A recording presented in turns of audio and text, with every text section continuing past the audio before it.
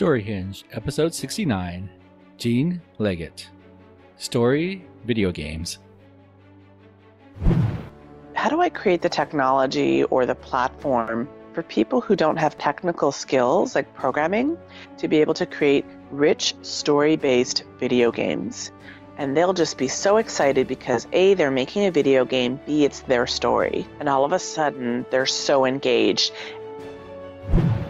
Welcome to StoryHinge. At StoryHinge, we explore foundational ideas and beliefs. We believe everyone has a beautiful story to grow. Now here's your host, Jason Vidaurri. All right, welcome everyone to StoryHinge. It's good to have you here with us today. Today I'm excited to talk with our guest, and this is a different angle on storytelling. We spent a lot of time on book writing. We spent a lot of time on what do you do with your personal story. This time we're going to be looking at story and video games and the combination thereof. And excited to be talking to Jean and hear also about her and her husband, Blair. Blair started with a vision back in 2014 to create a platform where writers can tell interactive storytelling games. This may be a glimpse into the future of storytelling. So with all that, Jean Leggett, welcome to StoryHinge. Thanks very much for having me. I'm looking forward to it. Yeah, and here, in StoryHinge, we like to go back in time a little bit, hear a little bit about your background, a few key points along the way that led to, I guess specifically in this conversation, up to where you and your husband are at in your company, in your game company that's kind of an intersection of stories and games. And so why don't you give us a little background? Thank you. So my husband and I both are major word nerds. We're all about the stories. And, my husband had been working in the video game industry for about 10 years when he had a near-death experience while we were living out of our home country. So we're Canadian. We were living in Dallas, and, there was a medical issue and he nearly died. And we thought, I think it's time to go home and to try to build the company that we've always wanted. And for him, it was, how do I create the technology or the platform for people who don't have technical skills like programming to be able to create rich story-based video games? And so that's what we've been doing for the last 4 years. He's the techie guy, I'm the talkie. He's the hacker, I'm the hustler. And it's been an incredible 4 years. We've done a lot. We've taught children. I've given a TEDx talk on that. We've published 7 games. Some of them have won awards. We've raised $500,000 from people who believe in our vision. And at the heart of it all, what we're trying to do is amplify this idea that everybody has a story, stories matter, and we have the technology and we want to help you get that out there. That's cool. That really lines up with the work here at StoryHinge and my discovery, through the first year of interviews and talking with people and hearing their stories. A big thing came up to me was that, wow, we all have a story, like you said, and that there seems to be a lot of value in our own story that we're probably not even tapping into. And so that was some of my goal here in going to season 2 is like, how do we utilize our own story more and to live a better life where we're at today? I don't know if you have anything to say about that or if you have any experience around that. Oh, for sure. Like I've been doing public speaking for the last 12 years. And one of the places that I often do my speaking at is a sort of like a monthly event that happens. It's called momondays.com. And what they do is they have like 5 to 7 speakers and they've got 10 minutes to share like a little window into their life experience. And I tell you, we're also very diverse in the experiences that we have from our childhood, from, medical scares and life experiences and professional experience. But deep down, I love that when we share our experience, that there's this connection, this sense of empathy and understanding. And I don't think we as a species would be who we are without story. Yeah, it's like, for example, I grew up, my whole family is deaf. My sister, mother, father they've been deaf since birth, and I'm hard of hearing. And it's this, when I tell my story, it's like, I never quite felt like I was fully welcome by certain members of my family because I'm just not deaf enough. And this idea of trying to find my identity, is it in the hearing world, is it in the deaf world? This idea of finding where I belong is a human experience. It's not a gene experience, it's a human experience. And you don't get that when you don't share your story. Well, that's powerful. I appreciate that. And so I guess as you guys came up, you mentioned a little bit of the beginning of where the company came from. Can you go back a little bit and let us know, was that something that you had planned for a while? It sounds like your husband had some technical background to start that. Was this kind of big plan and vision, or did this kind of come up? I'm kind of curious how it manifested. That's a fantastic question. I've been asked that a couple of times recently. So I had no intention of working in video games. I'm a stand-up comedian. I've been coaching and speaking for quite a while. And to be honest, I just love talking to people. I also have an English degree. Blair has an English degree on top of his computing science and philosophy degrees. Like, he's a really smart guy with a lot of great ideas. And for us, when we came back home to recuperate from his health issues, we thought, okay, well, I'm going to go off and do speaking and comedy and have some fun doing that. I was teaching laughter yoga for a while, which was really, really fantastic if you haven't tried it. Huh. And I gave Blair a year. We basically said, listen, we can live pretty cheap. You do your thing for a year, I'll do my thing for a year, and we'll see where we are at the end of it. Because I knew at the end of the day, we're very highly employable people, and why not take a risk?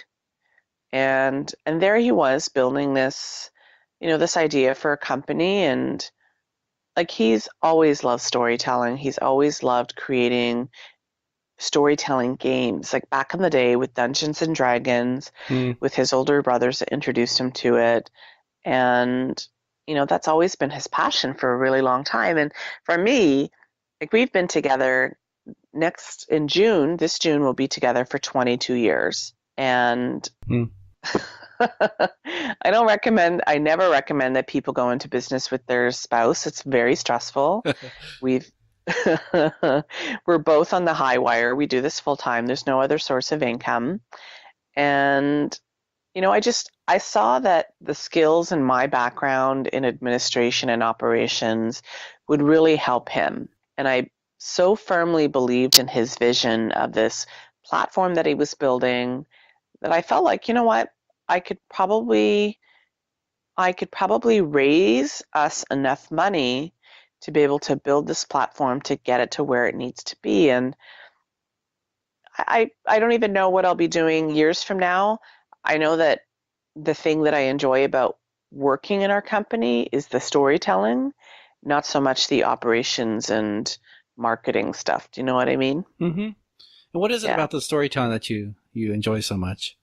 I love doing, like, we did a game last year, which we were grateful to have recognized as #1 PC game of the year in Toronto. And it's called Danielle's Inferno. And it's a dark comedy that becomes very philosophically deep. And I loved being able to take my comedy writing skills and to be able to go in there after the two fellas that had written it and just really tighten it up a little bit, make it funnier, make it more meaningful, give it a little bit more pop.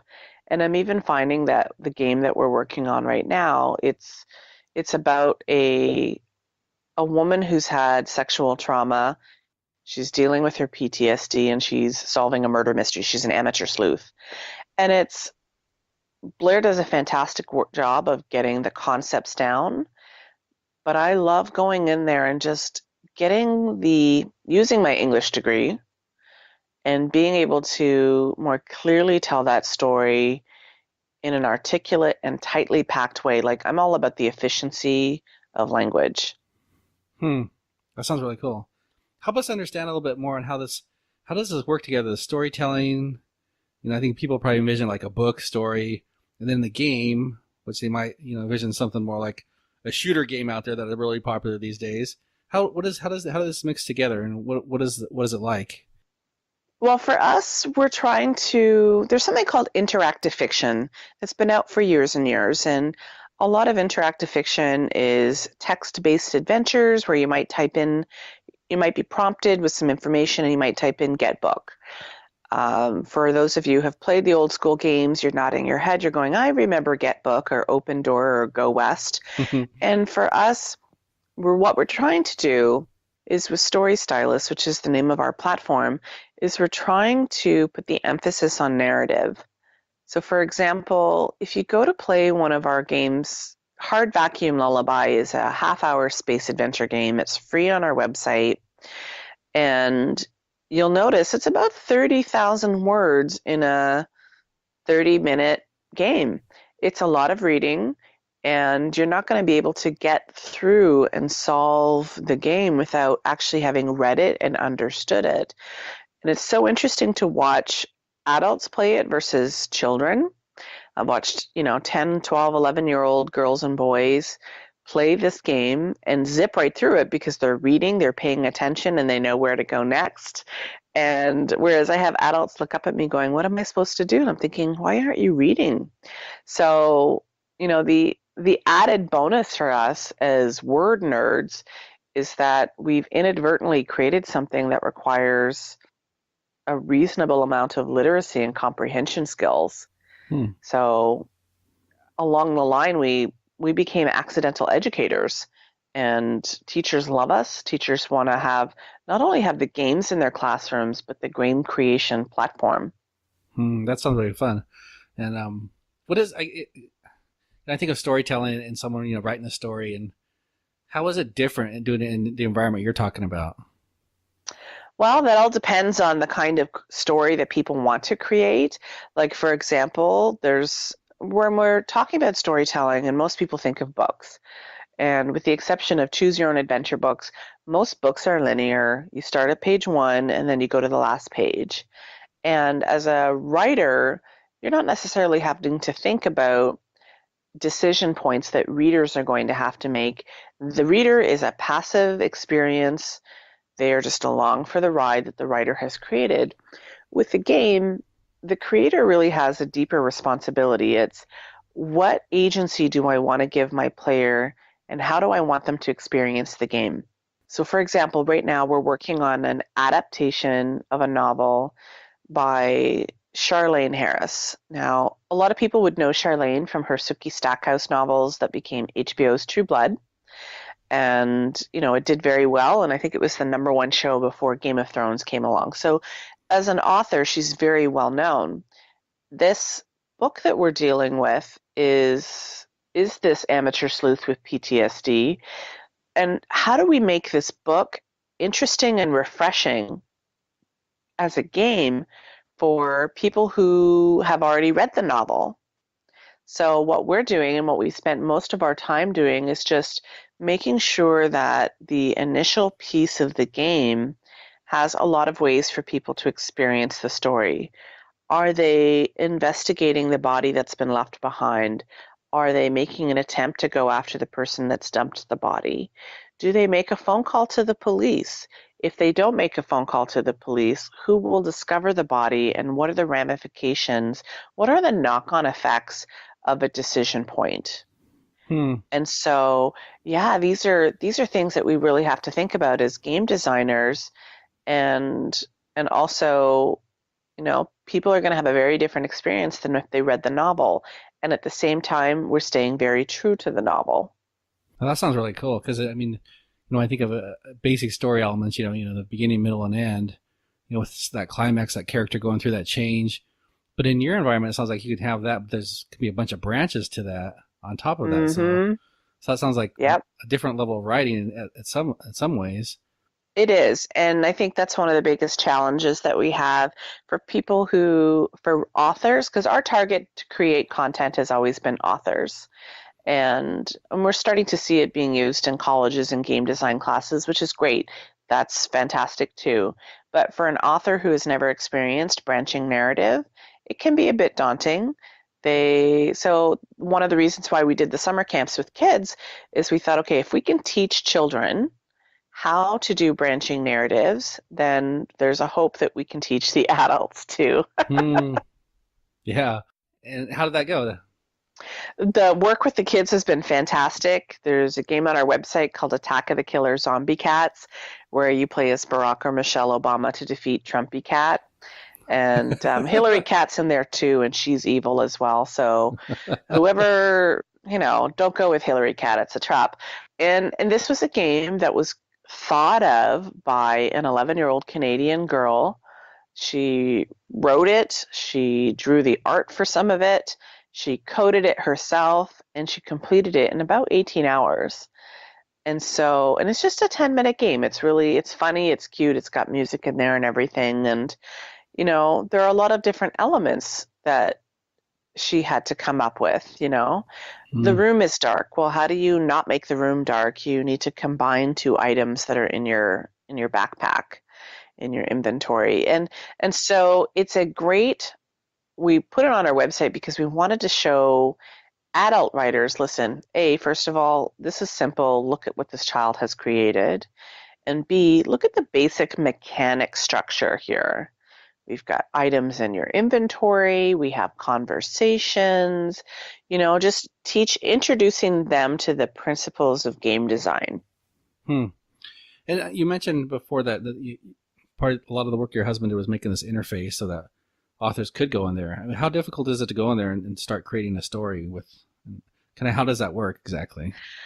Well, I always recommend when people say, I want to make a game, and I'm like, fantastic. Please go play 5 minutes of, 5 different games on our website so that you get an understanding of the kinds of games you can create with our engine. Mm-hmm. And then once you've done that, check out the YouTube tutorial videos because yes, we've built this platform. Yes, we've taught children.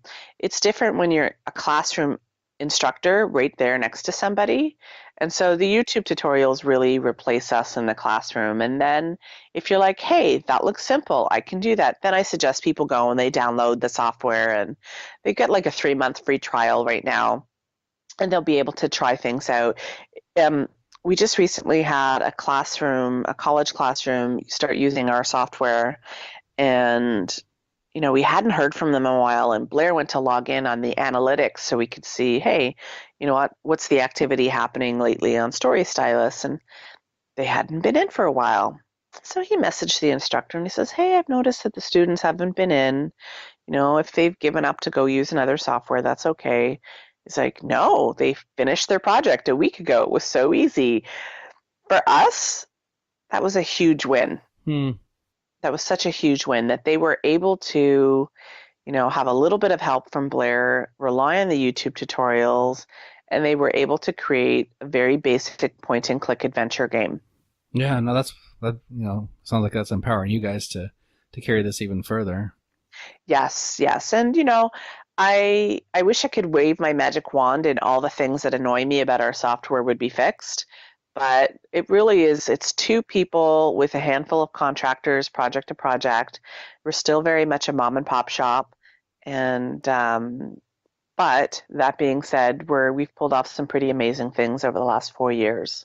Well, let's step back into that a little bit because I know there's a lot of my audience are just, people in their own creative work trying to make their own little companies go at different levels. So what about the whole starting a company and walk us through that a little bit and some of the challenges you had to come over. Yeah. Oh my goodness. I am one of the things that I'd like to do later this year, once we finish the Charlene Harris project, is I really want to start working on my memoir, my startup memoir. So rule number 1, highly recommend don't work with your spouse. And it's not because we don't work well together. That took us a year to figure out how to work well together. And most companies fail within that first year. And, our biggest challenge as husband and wife in startup is making time for husband and wife, not just business partner and business partner. Yeah. And even to this day, there are things that we disagree about, and it's hard to know if we tune each other out because we're husband and wife versus professional work colleagues. There are a lot of little things that I wish I would have known before starting, like getting a line of credit before you leave your full-time job is a much, much better idea than trying to do it once you've left your full-time job, like little financial things like that. There were tons of grants and tax rebates that we could have been eligible for that we didn't know about until much later. And so understanding what's available to you, if let's say you are an independent artist, well, you know what?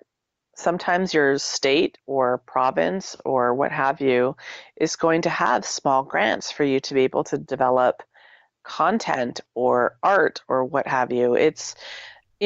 I wish I knew about that. I also wish that I had tapped into the game development community a much sooner. And we've really, the last 3 years, we've pretty much been neck deep in it, but I wish I'd had that support in year one. Oh, and you know that adage they say, hire slowly, fire quickly? Yeah. Oh my goodness, yeah. It's when you're an employee working for someone else and payroll is somebody else's problem, you don't have to worry about those things. And I think that's a lot of the stress has been making sure that the people that we've contracted or have hired, that their needs come before our own. And as a result, we've made a lot of sacrifices over 4 years to make sure that our employees had their paycheck. It has been some of the hardest times for us. I miss my disposable income. I really do. But, we've been very fortunate to be able to raise the money that we have. I believe it's put us in the top 1% of video game companies that are independent to have been able to raise that kind of money. And I certainly don't take it for granted. Oh, great. So where does this go? It sounds like you guys are moving along. Like you said, top 1% in independent game companies. What does the future look like for you guys? Well, it's interesting because when we set out 4 years ago to build this, we didn't have thoughts as to becoming educators.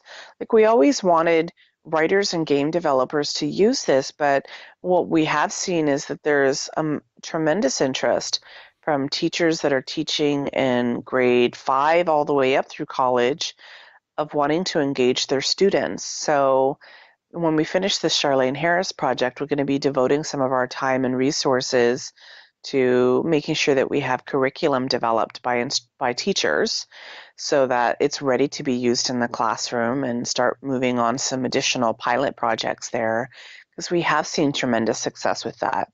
Imagine, because it's not just about, everybody's talking about STEM, which is science, technology, engineering, and math. And that's fantastic. I think teaching kids how to code, getting kids excited about robotics and technology, fantastic. However, the piece that I'm really passionate about is the arts. And if you bring arts into STEM, you have STEAM. And now all of a sudden you have kids that are thinking laterally and more expansive. They have better communication skills and they're curious. And so moving into ed tech and creating that platform and that side of the business for ed tech is super exciting. And we want to continue working with aspiring and established authors. There's a lot of great content out there.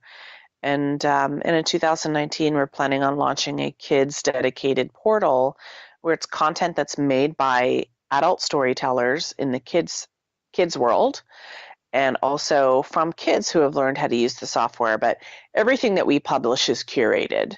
We're not interested in giving everybody a bullhorn, as it were. It is going to be carefully curated, and I want to make sure that the content that is created is meaningful. And so how does that business model work for say an author out there, or how does that work? Well, for an author, they would pay a nominal fee for the software, which is 30 Canadian a year at the moment. They would create their content. They could share their content privately, and there's a tip jar at the end of the game. You could say, "Hey, you want to tip the author? Here you go." Great. If they want to be published, they need to bring their A+ material to us, and we'll look at it. And if it's great, we'll put it onto the marketplace. And right now it's a 50-50 distribution, split after distribution. So Google and iTunes, they take 30%. And then after that, that would be split. And it's been interesting. I mean, we've changed that over the last couple of years. For authors that are only getting 12% from their book publishers, Mm-hmm. 50 is fantastic. And it's not always going to be a 30% distribution. Sometimes it's 5%. It just depends on where the game is purchased. But, the authors are responsible for bringing a lot of the pieces together, either the illustration or the photographs. Their responsibility is to create something that is cohesive, whether it's a 10-minute playable short demo to say, hey, you like this concept of a world I'm creating, come buy my books. Or if they want to take their hand at trying creating something that's a little bit longer that they can then sell. Yeah. That makes sense to me that you're talking about this being a real an education tool, because just part of my understanding and really a lot of research that's been done out in the last 40 years is how powerful stories are, and it's probably the most powerful way that we learn. And then you combine that with education and almost this multi-layered story that you can create in the environment you're talking about. That just seems like a natural, powerful teaching tool. Well, I've noticed a lot of interest in the ed tech space. Again, it seems very coding oriented, but when we've done our camps, even with, last year Microsoft hired us to teach their Vancouver employees' children how to make games. And so we had 7.5 to 11-year-old girls. We'd never worked that young before, but, we grouped them together, and instead of doing 10 projects, we did 2 projects. We just split them into groups of 5. Their parents came in, and this is what typically happens with us. The Monday, they'll drop off their kids, and on the Tuesday morning, they'll stay and they'll ask us, what have you done to my child? Because that kid will go home on Monday night and they'll just be so excited because A, they're making a video game, B, it's their story. No, that's powerful. And all of a sudden, they're so engaged. And we have that engagement from Monday all the way to Friday. And they're just like, I can't believe it. I made a story and my story is a video game. Yeah. Yeah, that's cool. To be honest, the adult writers feel the same way. Yeah. No, I mean, you tap in the area you're talking about, STEM and STEAM that you mentioned before. And I'm an engineer myself, and I, spent most of my career on that, left brain side, left hemisphere of my brain, and being very technical. But here I am, I find myself in my 40s now, very much in this art side of my life, I guess, where I'm exploring podcasting and communication and speaking with other people. Earlier today, I was actually going through listening to some music and really listening. And I guess because I'm in this audio world more now, I was really listening to the music and almost breaking it down and trying to understand it at a different level than I had done in the past. So I think there's a lot of value, and I think you're probably right on there, in that we miss it with just STEM. That STEAM is, we need to have the arts for people as well. It's part of us.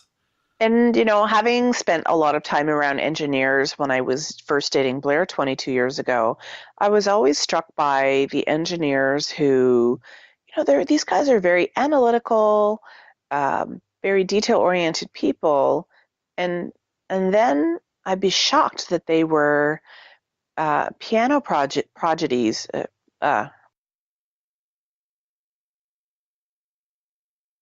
Thank you.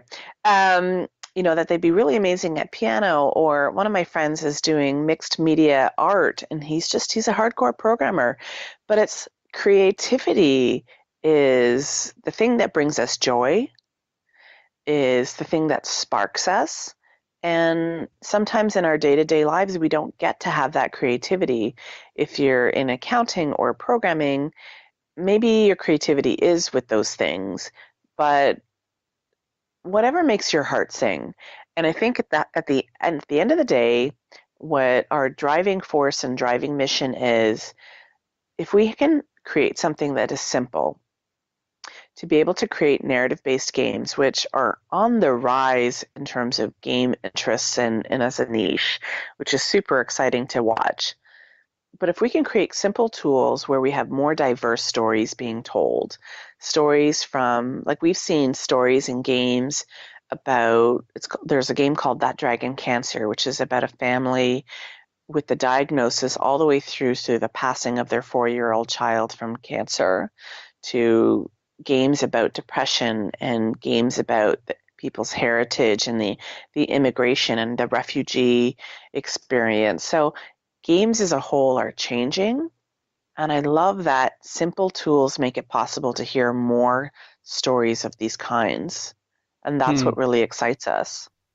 Yeah, and I just recently bought virtual reality for my kids' PlayStation, and playing in that environment is just really very immersive for me, who has been unfamiliar with it. How does this intersect with kind of the future technologies, virtual reality? Do you see an intersection with all this? Absolutely. Short answer, I think VR has a ways to go before it will become mainstream, because it still has some technical challenges. But I think the thing that's missing from VR for it to be a truly adopted experience is story. So tools like Story Stylus that can teach people how to become better storytellers can only benefit the VR space. And the second piece to that is we're already making plans to be able to integrate Story Stylus into VR tools, so that we do, our hope, it would be an amazing thing to become the first simplified VR authoring tool. But we're going to focus, we've got a few things to focus on, and it's easy to get suckered into what the latest technology is. At the end of the day, the heart is that stories matter, and that we want to get this out into as many hands as possible. Yeah, no, definitely. And so if people want to learn more about you, your work, yes, game, they can. Where do they go? The easiest thing to remember is bookmeetsgame.com. That takes you over to onemorestorygames.com. Bookmeetsgame.com. And if you're curious about our Charlene Harris project, which is about the amateur sleuth with PTSD, then I would encourage people to check out lilybard.com. That's LILYBARD.com. And you can find us on social media as well. We're fairly active on Twitter and Facebook. And on our main website, you'll see a button that says Write Games, and that will take you over to our game engine, and you can check out some of the cool projects that we've been working on. And yeah, it's been an interesting 4 years. We've just recently received some industry recognition, which is really meaningful to us. And I think 2018 is really going to be our year. Yeah, well, I'm excited for you guys, and I really think there's a need for this out there. And one of my big things, I kind of get to this general place of, I just want to promote good stories out there. They're so impactful for us, and I think we're missing on opportunities to have better story overall in our life. So I really love what the work you're doing. Thank you. Well, I think if you said you had a chance to play one of our games, I'm kind of curious which one it was.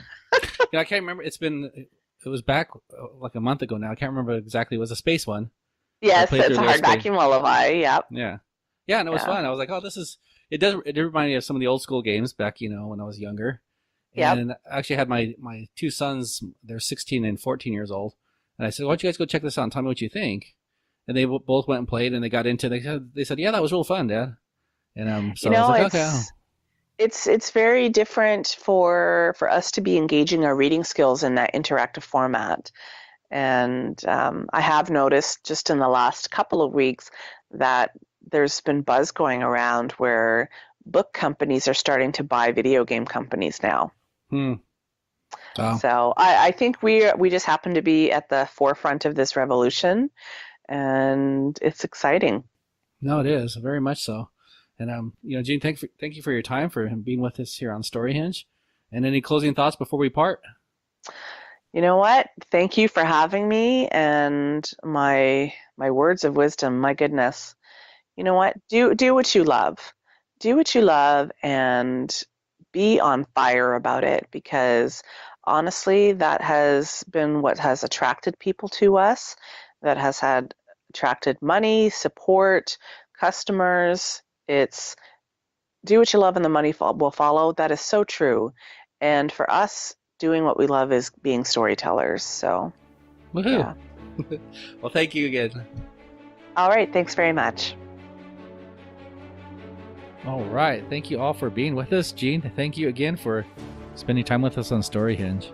That was really enjoyable for me to hear about this platform, this combination of storytelling or stories and gaming, and seeing how that plays out. It's exciting for me on one hand because, just for the basic fact that I think stories are so important for us. And, our appetite for stories is not going to decrease anytime soon. And how that combines with technology moving into the future, I don't know. I mean, honestly, I don't know. But I can see that it being an important part of it, where we're going to have those combinations of good story and technology. And it's going to be interesting to see how that plays out. If you want to find Jean, I'll have the links here in the podcast and on the website. But she mentioned it, bookmeetsgame.com is one place, or and also I guess you can go, that takes you to onemorestorygames.com, which is the gaming website. And I encourage you to go check them out. I checked them out myself, and I had my children check them out as well. So I think it's a cool platform. I like to keep supporting good stories and good storytelling out there. Or also, she mentioned lilybard.com. Oh, I guess one other idea I had as I was thinking about this is that, in a book, an author has basically a linear story to tell.